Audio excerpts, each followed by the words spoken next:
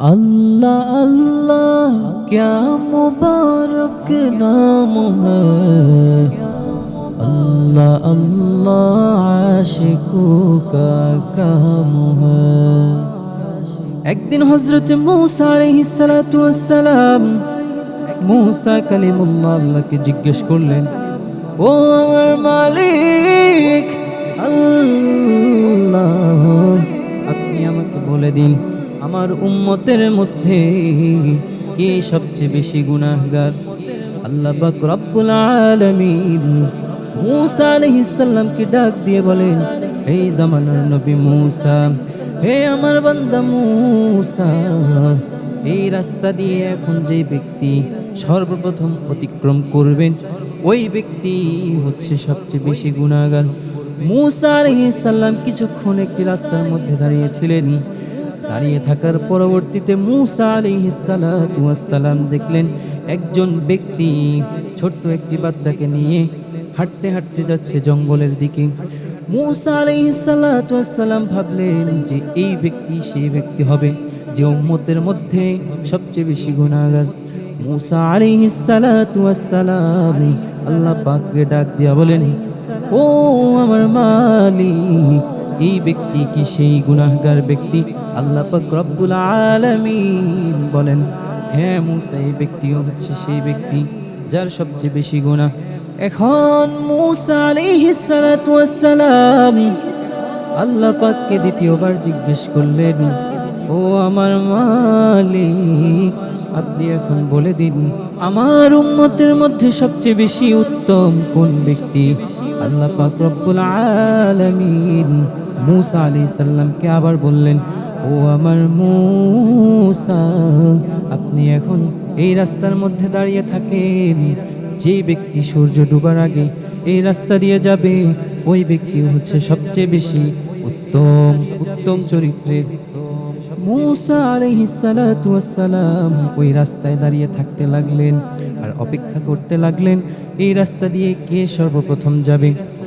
মূসা আলাইহিস সালাতু ওয়াস সালাম দেখলেন ওই ব্যক্তিটি, যে ব্যক্তিটি ছোট্ট একটি বাচ্চাকে কোলে নিয়ে সকালবেলা জঙ্গলের দিকে যাচ্ছিলেন, ওই একই ব্যক্তি মাগরিবের আগে সূর্য ডুবার পূর্বে সে ব্যক্তি ওই রাস্তা দিয়ে সর্বপ্রথম যাচ্ছিলেন। মূসা আলাইহিস সালাম হতভাগ হয়ে আল্লাহকে বললেন, ও আমার মালিক, একই ব্যক্তি সবচেয়ে বেশি গুনাহগার, আবার একই ব্যক্তি সবচেয়ে বেশি উত্তম হয় কিভাবে? আল্লাহ পাক রব্বুল আলামিন বলেন, হে আমার মূসা, ওই ব্যক্তি জঙ্গলে যাওয়ার পরে তার ছেলে তাকে জিজ্ঞেস করলেন, বললেন, হে আমার বাবা, আপনি আমাকে বলে দিন এই জঙ্গলের মধ্যে সবচেয়ে বড় জিনিস কোনটা? সবচেয়ে বড় জিনিস কোন জিনিস? ছেলেটির বাবা তাকে উত্তর দিল, এই জঙ্গলের মধ্যে সবচেয়ে বড় জিনিস হলো এই জঙ্গলটা। তারপর ছেলে আবার তার বাবাকে প্রশ্ন করলো, জঙ্গলের থেকে সবচেয়ে বড় জিনিস কোনটা? বাবা তাকে উত্তর দিল, জঙ্গলের থেকে সবচেয়ে বড় জিনিস হলো পাহাড়। আবার ছেলে তার বাবাকে প্রশ্ন করলো, পাহাড় থেকে সবচেয়ে বড় কোন জিনিস? বাবা উত্তর দিল, পাহাড় থেকে সবচেয়ে বড় জিনিস হলো আসমান। আবার ছেলে বাবাকে প্রশ্ন করলো, বাবা, আসমান থেকে কি কোনো বড় জিনিস নাই? আসমান থেকে সবচেয়ে বড় জিনিস হলো কোনটা, আমাকে বলে দেন। বাবা উত্তর দিল, আসমান থেকে সবচেয়ে বড় জিনিস হলো, সবচেয়ে বড় জিনিস হলো আমার গুনার বোঝা, আমার পাপের বোঝা। সবচেয়ে বড় বড় জিনিস হলো আমার পাপের বোঝা। ছেলে তখন বাবাকে ডাক দিয়ে বলে, ও আমার বাবা,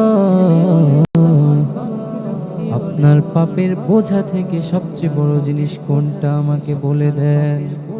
বাবা উত্তর দিল, ও আমার সন্তান, আমার পাপের বোঝা থেকে সবচেয়ে বড় জিনিস হলো আমার আল্লাহর রহমত। আল্লাহ আল্লাহ क्या मुबारक नाम है।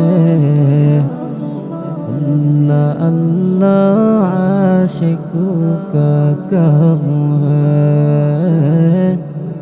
अल्लाह अल्लाह आशिकों का काम है।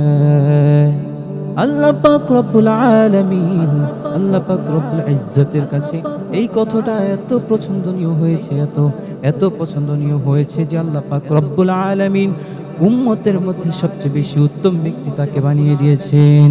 সুবহানাল্লাহ।